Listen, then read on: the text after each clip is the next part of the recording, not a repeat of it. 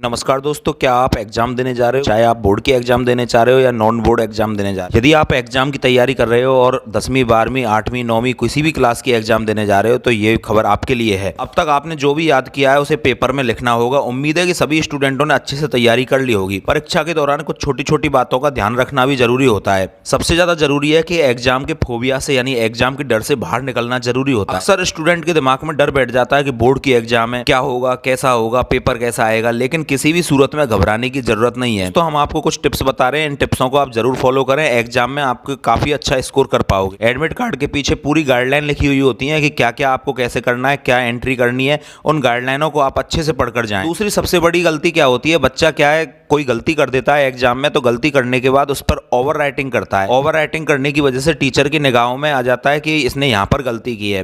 तो आपको क्या, कहीं पर भी पेपर में गलती हो जाए आंसर लिखते समय तो उसे सिंगल लाइन से काटना है। एक ही बार उस पर पेन चलाना है, ये नहीं कि उस पर बार बार पेन चलाकर उस पर ओवर राइटिंग करो, या फिर कोई अक्षर गलत हो जाए तो उस पर बार बार पेन चलाकर उसे सही करो। इससे क्या है, एग्जाम में क्वेश्चन पढ़ते समय उस पर सीधा ध्यान जाता है और वहीं से उसको गलत कर दिया जाता है।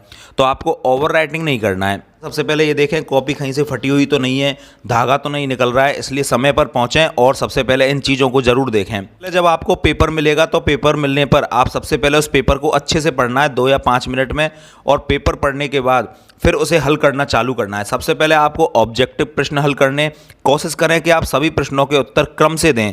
क्रम से देने से क्या होता है, टीचर के दिमाग में ये छवि बन जाती है कि बच्चे पर सभी क्वेश्चन आते हैं। लेकिन यदि आप किसी प्रश्न को करते समय यदि अटक रहे हो तो उसे बाद के लिए छोड़ सकते हो। ऐसा नहीं है कि उसके लिए आपको वहीं पर जगह छोड़नी है। सबसे बड़ी बात यह आती है कि कोई क्वेश्चन, एक मान के चलो 4 मार्क्स का कोई क्वेश्चन आया और उसी के अथवा में कोई दूसरा क्वेश्चन दे रखा है और वो भी 4 मार्क्स का है, लेकिन उसमें पार्ट दे हुए हैं A B C। मेरे अनुसार अथवा वाला पार्ट करना ज्यादा सही रहेगा, क्योंकि ABC पार्ट में दिया हुआ है तो आपके नंबरों का बंटवारा हो चुका है और उसमें आपकी ज्यादा स्कोरिंग हो जाती है। तो यदि एक क्वेश्चन पूरा 4 नंबर का है और एक क्वेश्चन यदि पार्ट वाइज दिया हुआ है तो आप पार्ट वाले क्वेश्चन को ज्यादा वरीयता दें।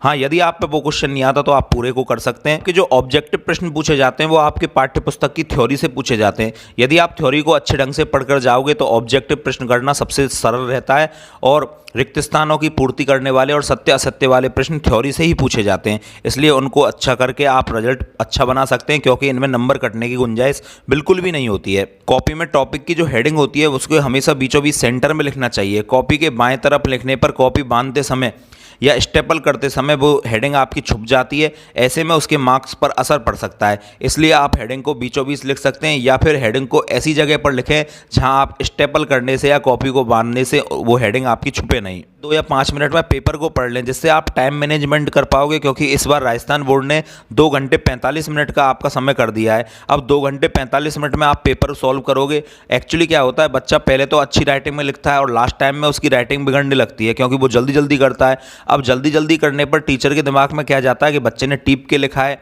या फिर बच्चे की राइटिंग चेंज क्यों हो गई है, तो उससे क्या है, आपके मार्क्स पर असर पड़ सकता है। इसलिए आप टाइम मैनेजमेंट सबसे पहले करें कि 2 घंटे 45 मिनट में आपका पेपर कैसे पूरा हो सकता है। सबसे पहले अपने जेबों को चेक करके जाएं, या कोई ऐसा सामान तो आपके पास नहीं है जो परीक्षा कक्ष में आपको प्रॉब्लम क्रिएट कर सकता है।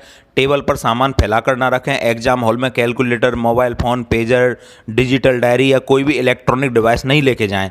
इसके अलावा कोई पेपर वगैरह कुछ भी एक्स्ट्रा चीज़ आपके पास नहीं हो, क्योंकि यदि ऐसी चीज़ होगी और आप उसे बाहर रख कर भी जाओगे तो आपका दिमाग वहीं रखा रहेगा और इससे आपके मार्क्स पर भी असर पड़ सकता है, क्योंकि आपका दिमाग 2 जगह डाइवर्ट हो जाएगा। तो उम्मीद है दोस्तों आपको ये वीडियो पसंद आई होगी। इसे ज़्यादा से ज़्यादा शेयर करें, जिससे अधिक से अधिक बच्चों को लाभ हो सके। मिलते नई अपडेट के साथ नई वीडियो में। जय हिंद।